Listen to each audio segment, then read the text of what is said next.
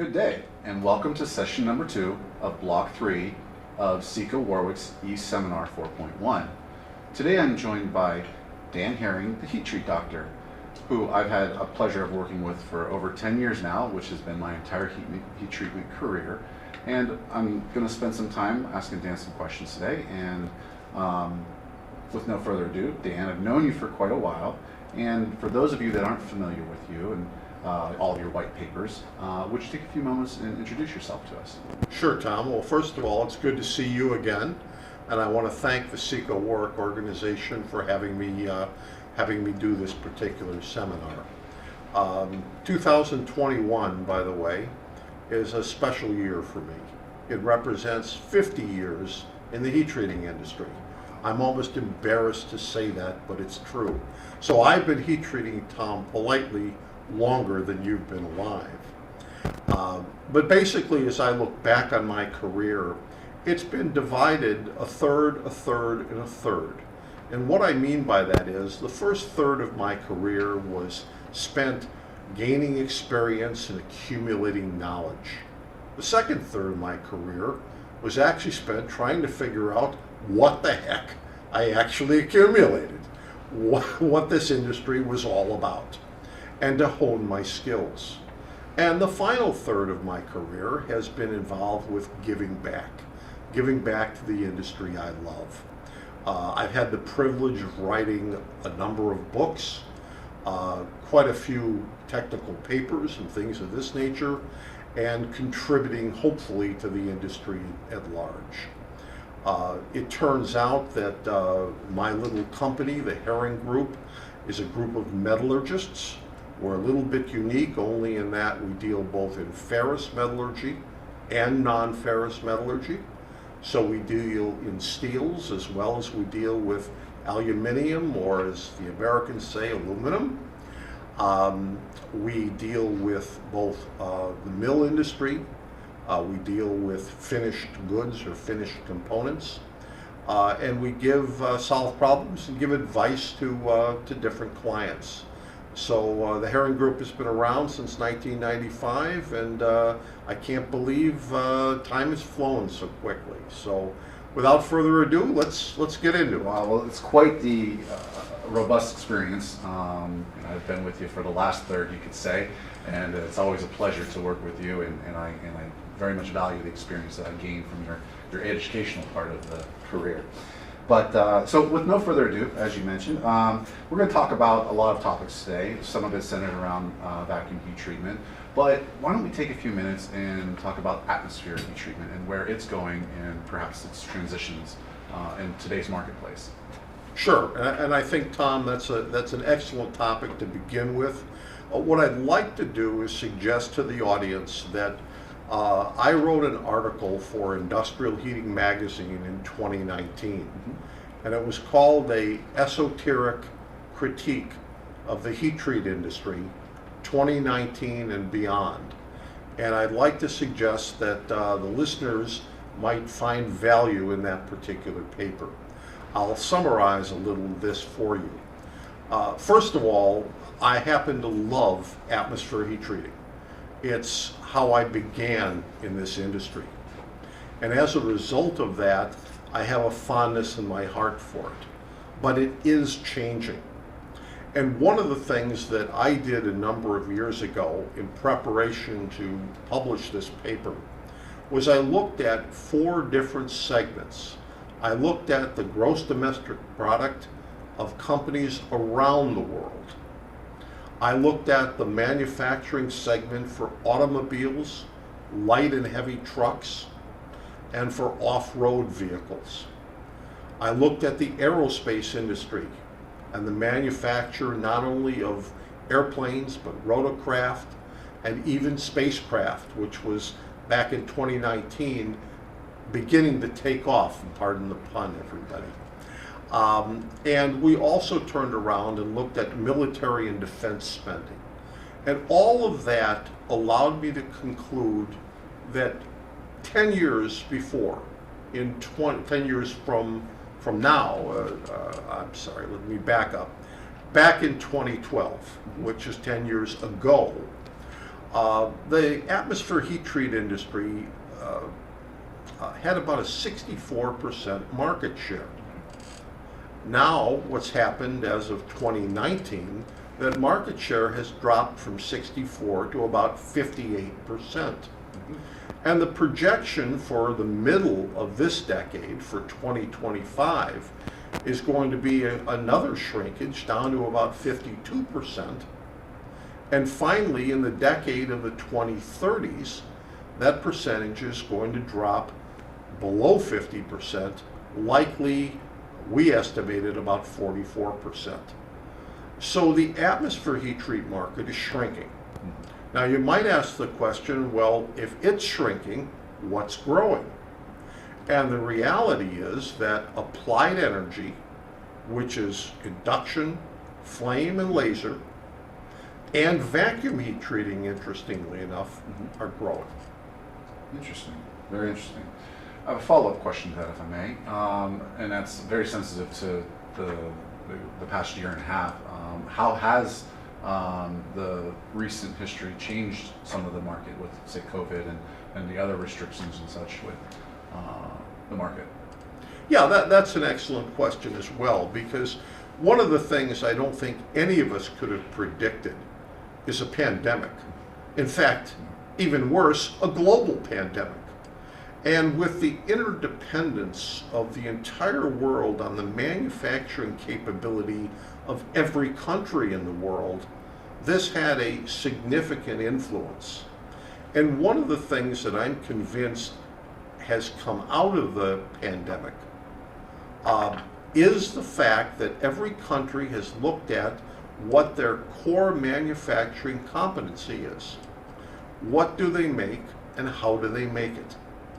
And do they have the capability of sustaining their gross domestic product with their manufacturing capability?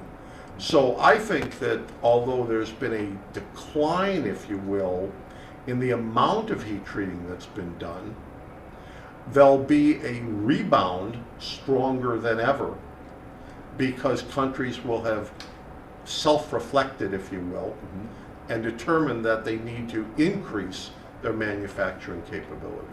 Interesting. Now, in the transition that we mentioned, or you mentioned earlier, from the atmosphere as it's decreasing, and perhaps I would say vacuum, would you agree, is increasing, how do you see some of that transition taking place? Because not everybody can go from one to the other. Perhaps there's a transition here. Well, let me give you an example of something. One of the very first furnaces that I ever ran in this industry was an atmosphere integral quench furnace. And there's a special place in my heart for atmosphere integral quench furnaces. I happen to love the challenge, the excitement of running an IQ furnace, if you will, with an endothermic atmosphere, or today perhaps with a nitrogen methanol atmosphere.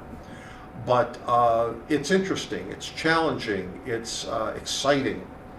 But the world's changed. The world's changed in 50 years. Right. And what the world is changing into is less drama, higher quality, if you will, with less work. Right. Even the heat treat operators, which I'm sure we'll touch on a little later, have changed from then till now. So I see a transition from a conventional endothermic gas integral quench furnace to a hybrid design that couples both vacuum capability, or vacuum carburizing capability, vacuum hardening and carburizing capability, with an oil quench that perhaps is under nitrogen or some type of inert atmosphere. So I see the industry changing, and I think the pandemic will have accelerated that interest in making a change. Well, very good, very interesting as well. I can very much appreciate that perspective. At SECO, we do take innovation very. It's a very important part of our business, and we're trying to work and develop other technologies to soften that transition and bring the equipment into, how do you say, into the modern non-50 years ago designs. So we like to be able to hang our hats on being flexible and listening to the clients and, finding out what they need. So bringing those equipment solutions is something that we'd like to bring to those clients of ours as well. So very, very good point. So to transition off of that, I would say that there's a number of different industries out there. As you mentioned, you have the aerospace, defense, medical, 3D these days, tool and die.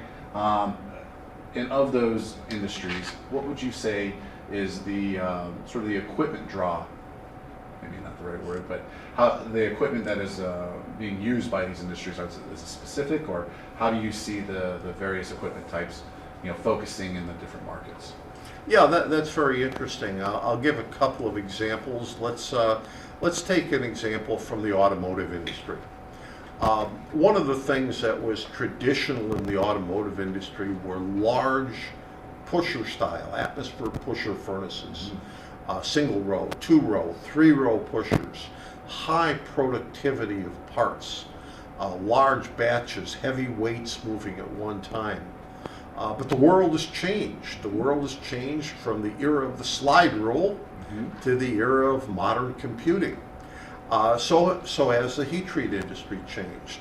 I find that the automotive industry still needs continuous flow, but now they're looking at vacuum hardening, vacuum carburizing, nitriding as solutions to various automotive applications. The automotive industry is also transitioning. Everyone today is interested in what's happening with the electric vehicles, not only here in the United States, but around the world. And I heard some interesting statistics the other day, which I found quite interesting, which I'll share with everyone. And that's the fact that, believe it or not, in 2020, even though it was a COVID year, the automotive industry produced about 2 million electric cars, which I found to be an interesting statistic. And the projection, believe it or not, in 2030 is to produce about 20 million electric cars. So there's going to be a tremendous growth in the electric vehicle market. However, there are a number of obstacles that can slow growth or change the path. One of those is infrastructure. I can't speak for the rest of the world, but I can certainly speak for the United States when I say that we don't have the infrastructure in place to support electric vehicles. It may be of interest to everyone listening that we're passing a huge infrastructure bill to modernize a lot of American infrastructure. However, I found it interesting that there was only $7.5 billion allocated for the infrastructure to support electric vehicles. And to give everyone an idea of what that means, it's estimated that we will need $300 billion. I think I said billion. It was 7.5 billion. But we will need $300 billion to put the infrastructure in place to support electric vehicles. So we are literally 2.5% of what we should be. So that industry has changed, and a number of other industries have changed. Let's talk briefly about the aerospace industry. The pandemic has, as you know, significantly impacted the aerospace industry. No question. Is it going to rebound? Of course it's going to rebound, but how quickly will it rebound? Some people are looking at a rebound in the early 2030s, a decade from now. So as a result of that, changes are taking place within the industry. I guess what I'm saying with all of these industries, Tom, is the fact that because change has been forced upon us by COVID, by re-examining our manufacturing needs, there is a renewed interest to transition into technologies that will give us higher quality, better repeatability, and more confidence in the design that we are in place to produce the products. So I see, as I said, vacuum and applied energy as two industries that are going to really benefit from that change. Speaking of change in aerospace, let's go with that and talk about maybe the 3D printing industry, because I think that has a big influence in how components are being designed and manufactured these days, based on how 3D printing works inherently. Right? Yes, exactly. And there's a half a dozen or more different technologies that are competing, and the industry hasn't decided on one or two technologies that are perhaps have more advantages than others. So the whole industry is in its infancy. But one of the things I can say is the fact that the type of heat treatment that's required for the 3D printing industry is fundamentally different than the heat treating industry is normally accustomed to. Because of the type of designs that are being made and the printing that's going on, you're either doing stress relieving operations or you're doing things like sintering operations. And so the needs of that industry are driving us to different types of equipment designs. And that's how I see it. And from my experience, it seems as if the stress relieving operation, I would say as a more standard or common type furnace, transitioning to maybe a binder jetting, it gets a little bit more complex. So when choosing the method of printing or producing the additive components, you really have to think about which design of equipment you would think about when you have to pick a technology, correct? Exactly, and in the 3D printing industry, I really see it taking off for the powder metallurgy and sintering industry, if you will. Mm-hmm. The powder metallurgy industry has always been strong in automotive, as you know, but we're going to see its growth continue in the 3D printed components type of thing. Whether it's jet deposit technology of the powder or other methods that are used. Very well. All right, well then let's briefly touch on, maybe not so briefly, but we've got medical industry and energy industry sectors, tool and die. Let's maybe speak about those if we can. Sure, and let's take medical as a good example of something. I find that people are looking, we see transitions from all metal hot zones in the medical industry.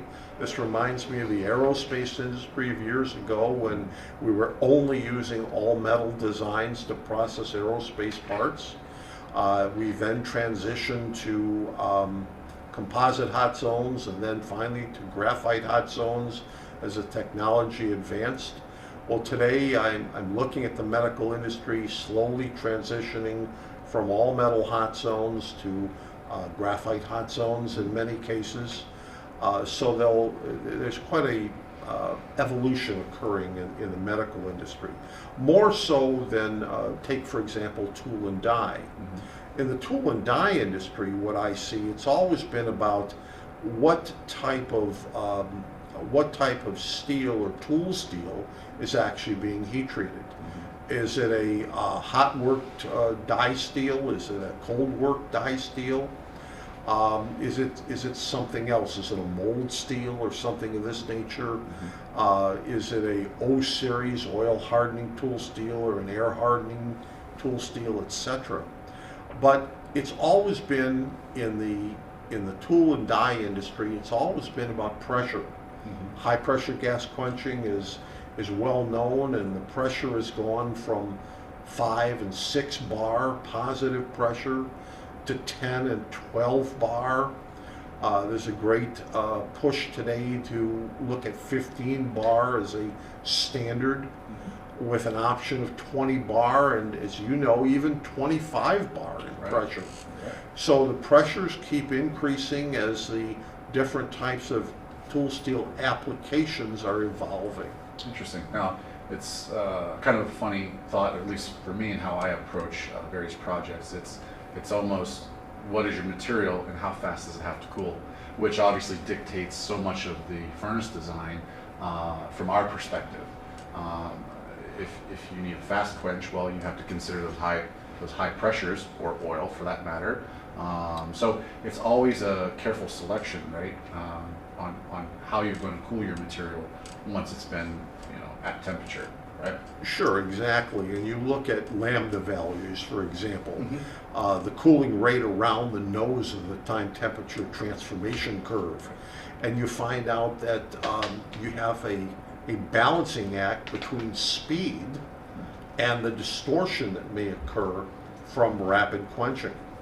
So it's very much a combination of pressure, time, and isothermal holds in some cases to equilibrate the part to minimize distortion. Well, I definitely feel exactly what you're saying, and it's very predominant in what we do and how we provide equipment, either high pressure quenching, 4D quenching, which will sort of take a new trajectory as far as distortion control and heat treatment is concerned. And then again, like you mentioned, with the aerospace being traditionally metal type hot zones, transition to graphite style hot zones. Us as furnace builders, we have to be able to build both depending on the application, and being flexible is a must in today's world, so that the end user can produce that high quality component thereafter. Well, and you brought up something, Tom, that I think is very interesting as well. There's been a transition from very large, heavy workloads that are moving slowly through a heat treat furnace. Right.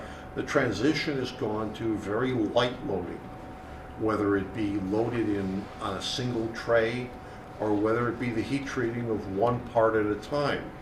And as you know, I'm very much a let's process one part at a time guy. I think we have the maximum, or will have the maximum flexibility by doing that. So I see designs that are targeting the heat treatment of individual parts as being really significant in this industry. And as a user and as a heat treater, I can challenge you as a equipment manufacturer. The only thing missing today, and I'm still waking up with a recurring dream, that one day I'll see a furnace without walls. I'll be able to look in and see the workload being heated and cooled. So that's your challenge for the future, Tom. I'll let you know that we have some solutions, I think, for that these days. But in particular, these advanced technologies, these advanced furnaces that we're entering, say 4D quench and single piece flow. So no, we're giving folks the ability to see this, and that's a nice change and a breath of fresh air.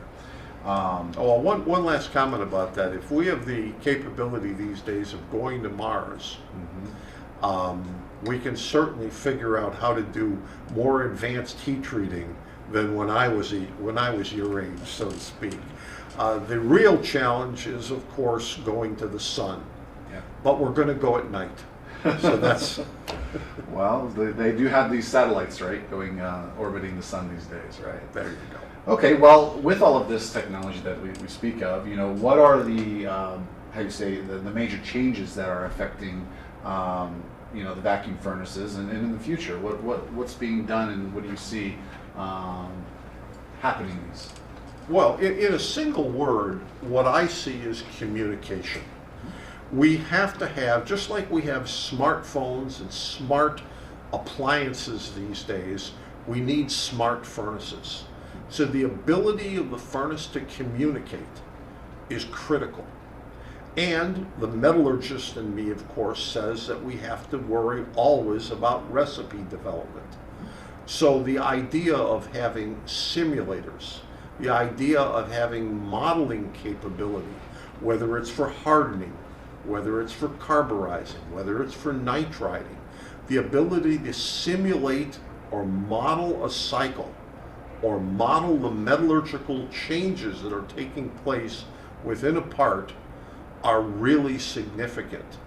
One of the other differences between yesterday and today is the fact that we ran parts, fingers crossed, of course, hoping that they would come out good. We can't afford to do that today. We have to know that every part we heat treat will be good. And controls, simulators, modeling, and communication of that information in real time is what excites me about today's vacuum furnace. I couldn't agree with you more. That's why when engaging our clients or working on particular projects, there are these tools that are available to those users, and they're able to properly evaluate before they're heat treating. Like in your previous experience, say, well, let's hope it comes out right.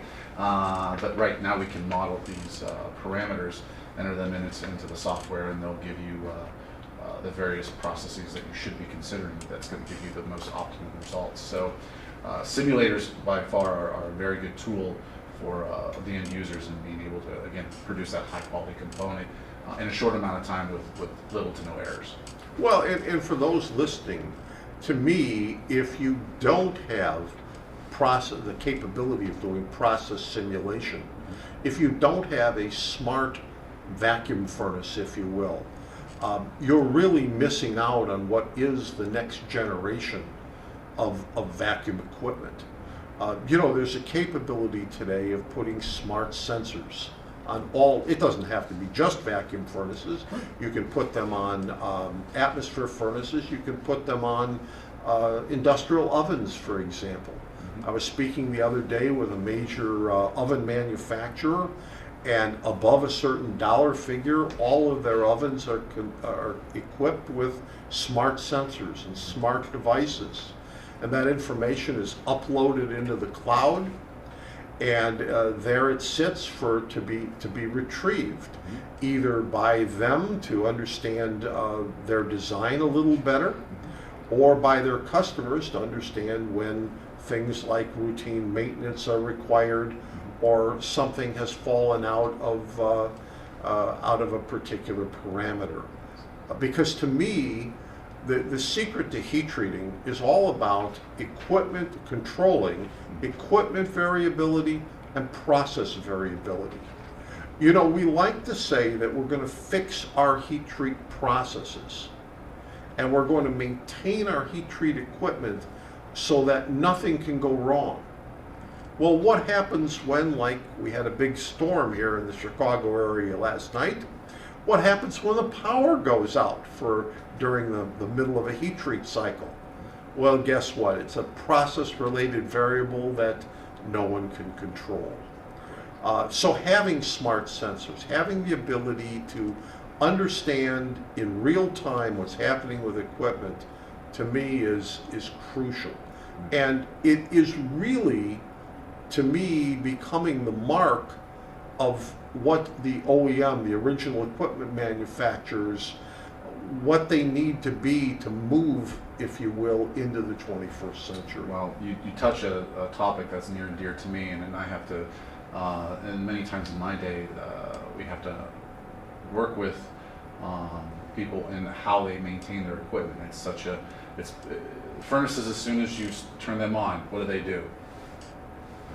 They want to break themselves, of You're course. absolutely right. So service and maintainability is a big factor in equipment and how they run and operate, and ultimately how the process is done. And if your equipment's failing, well, you're not producing components. So we've taken steps to give the predictive maintenance platforms to our clients. And then again, it takes the sensors and the output from those items. They'll send it to the cloud. We can analyze it and then be able to alert the end users that, hey, you're seeing some vibrations here. You should be checking your motor, and well, you're seeing some valves not opening as fast as they should be or not. So taking all these data points and being able to then turn that into a readable and a measurable content, supplying that to the end user gives them some advanced sight on problems that they could be seeing. They can plan their maintenance activities, and from that point not be shut down like that. So being able to predict or be able to see what your equipment's doing in real time is a great benefit to those users these days. Well, and it's very true. And I think, Tom, the other thing is that you want to have predicted maintenance as opposed to, oh, it broke, I have to stop and fix it. Mm-hmm. There's a whole different difference, or there's a whole difference in knowing that, okay, come 17 July, I'm going to shut down and I'm going to maintain the equipment, as opposed to not knowing when it's going to break. Right. One of the things that I've had the privilege in my career of doing is, if I broke it, I had to fix it. And sometimes those repairs took a long, long time, believe me. But the idea is the fact that I learned early on the value of predicted maintenance, if you will. Planned predictive maintenance in particular. I feel very, very strongly about that. And once again, having the tools is critically important. I'll give you an example from one of the previous SECO symposiums. I remember I was in Poland a few years ago, and they were premiering, if you will, the 3D glasses. HoloLens, I believe, yes. Yes, I forget what they call it now. And I'll be honest about it. As I'm sitting in the audience watching this guy put this device on and look at whatever he was looking at, I was very unimpressed. I said, oh my God, who would ever use something like that? Well, you fast forward 3 or 4 years later and you're visionaries for doing it. Because suddenly now I don't have the opportunity necessarily to send the maintenance guy on site. Mm-hmm. And not only that, it's expensive to send someone on site. And if their maintenance department can let me see virtually what's going on, mm-hmm. I can do a far better job of helping them maintain and fix their equipment. So it was a visionary technology that was being introduced to a dinosaur sitting in the industry or sitting in the audience. But the dinosaur learns, mm-hmm. and he moves forward. But truly, that's an example of something that can save companies time and money. Mm-hmm. And the biggest thing about American manufacturing throughout the world, is that manufacturing is under tremendous pressure to put out production. It's all about production. Mm-hmm. It's not about how long the equipment is down or how much it costs to repair it. You must keep it running at all costs. Mm-hmm. And of course, then the quality departments insist you must have optimum quality at all times. Mm-hmm. The aerospace industry is a great example of that. I've often said the difference in the automotive industry and the aerospace industry is if your engine fails when you're driving your car, you pull off to the side of the road and perhaps you use a little bit of colorful language. If you're at 35 or 40,000 feet and the engine fails, your language is probably far less colorful, if you will, and your stress level is perhaps quite a bit higher. So there's zero tolerance, essentially. And this is what we have to bring to all industries. This idea that we have to flow down, that it's all a critical component industry. There are critical safety components, and then there are critical safety components. What's to say that child swing is not a critical safety component? Sure. So the idea being the fact that that quality and production are typically thought of to be at odds with one another. Mm-hmm. But what we're seeing is we're seeing them merge together. And this is one of the reasons, a subtle reason perhaps, why you see the decline in atmosphere heat treating equipment and the rise of vacuum heat treating equipment. It's not that atmosphere heat treating equipment isn't any good and vacuum heat treating equipment is the greatest things, greatest inventions in sliced bread. Mm-hmm. But the idea is the fact that atmosphere equipment is inherently more difficult to control. It breaks down unpredictably, at least in my experience. And this is why advanced technologies are gaining the upper hand in an industry, the heat treat industry, that's very slow to change or transition to new ideas. And let's be honest, the maintenance staffs of your generation to the maintenance staffs of our generation, maybe not all of those trade secrets got passed down from department to department. So the more data, the better, and the more that they can visualize and see will allow the maintenance to be not so challenging and be more predictable, as you said. Well, I think the era of Band-Aid fixes of furnaces, all types of furnaces, is over. Mm-hmm. I think that the key with this is the fact that you want to make sure that you put a permanent fix in place. You've found, in other words, the root cause of the problem. Mm-hmm. And for everyone out there, just from my experience, there's only one root cause. And if you're going to maintain a furnace of any type, you want to find the root cause of the problem and solve it. And I think it's easier to do when you have smart furnaces as opposed to the furnaces of the past. Dumb furnaces, if you will. Well, didn't want to use that phrase, Tom, okay. But I was thinking it. All right. Well, lots of good content on maintenance. It's obviously a key component to keeping longevity of a furnace. But maybe let's transition for a moment and let's speak about what's the best if someone's considering heat treatment and wants to bring that in-house, advance their portfolio or increase capabilities or capacity. What type of equipment is a good fit for someone's business, or how do you best gauge that? Well, first and foremost, I think there's a delicate balance here. We certainly have a thriving commercial heat treat industry that's more than capable of servicing many, many customers' needs.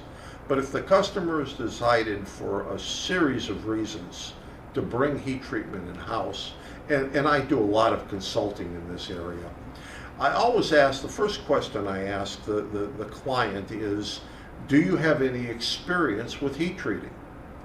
And he might have a great deal of experience in manufacturing and machining, but he has zero experience perhaps in heat treatment. And in those situations, what I often say to him is that you want to consider a technology like vacuum because of its inherent controllability and its inherent safety. What I like to say is the fact that I treat a vacuum furnace like I do the electric lights that are around us. We turn them on, we use them when we enter a room, we turn the lights on, and like Mom taught us, when we leave the room, we turn the lights off. And I look at vacuum heat treating as an on-off type technology, as opposed to, for example, an atmosphere furnace that has to run literally 24/7 to stay conditioned. Right. So that's one scenario where the individual doesn't have any heat treating experience. Because I like to say that vacuum heat treating is like CNC machining. You program the machine, you hit the start button, and you turn off the end of cycle alarm when it's done.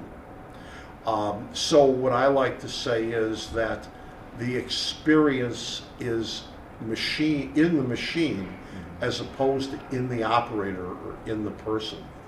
But there are many companies that have existing heat treat departments. Maybe they're all atmosphere, maybe they're all vacuum, maybe they're a combination of atmosphere and vacuum.